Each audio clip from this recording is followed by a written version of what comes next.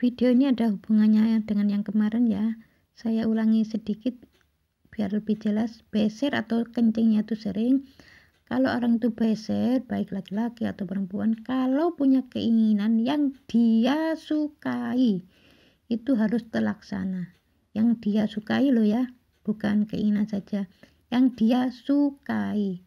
Kalau tidak terlaksana itu biasanya jengkel, marah, itu menjadikan klep kandung kemihnya itu meradang istilahnya. Jadi klepnya itu tidak berfungsi dengan bagus. Sirosis yakni kanker hati.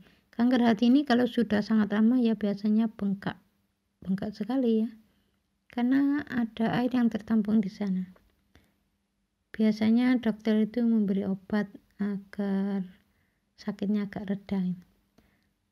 Penyakit sirosis ini awalnya itu ya terlalu kaku dalam mensikapi kehidupannya dengan pasangan, dengan anak, itu terlalu kaku.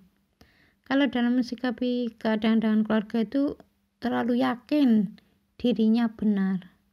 Kebenaran inilah yang nantinya kalau memang tidak ada dasar dalam Al-Quran dan As-Sunnah bisa menjadikan kebenaran syaitoni. Jadi kalau ingin sembuh dari penyakit sirosis ya harus mau mendengarkan nasihat, jangan kaku, hati harus dilembutkan, sering dengar ceramah yang isinya nasihat tentang akhlak. Di dalam keluarga Islam kita ini tidak boleh mendolimi. Ada keterangannya dalam surat An-Nisa ayat 30. Barang siapa yang melanggar hak dan berbuat aniaya, yakni dolim, maka kami masukkan ke dalam neraka.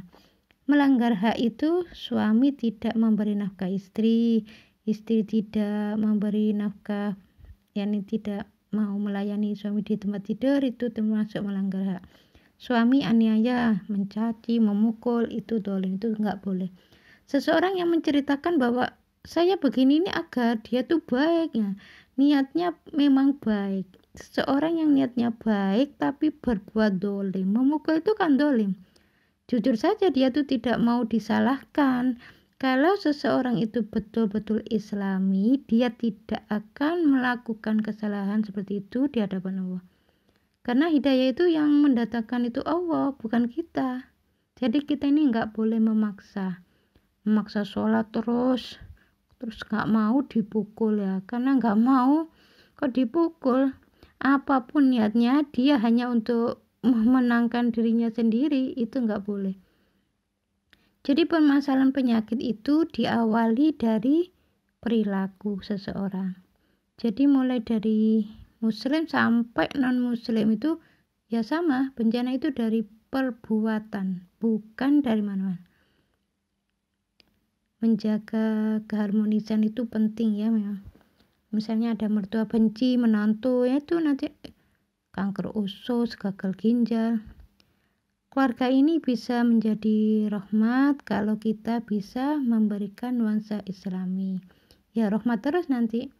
Kalau sebaliknya ya bencana, naudzubillah min dzalik. Jadi dalam rumah tangga itu harus saling menjaga supaya keluarga kita ini sehat. Kata-kata kita ini harus dijaga.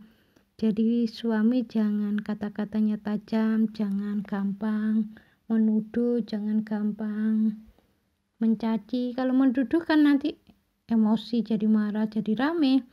Jadi harus saling menjaga. Kalau rebutan, oh mungkin ini kesalahan saya. Kalau rebutan salah, mengakui kesalahan biasanya itu damai.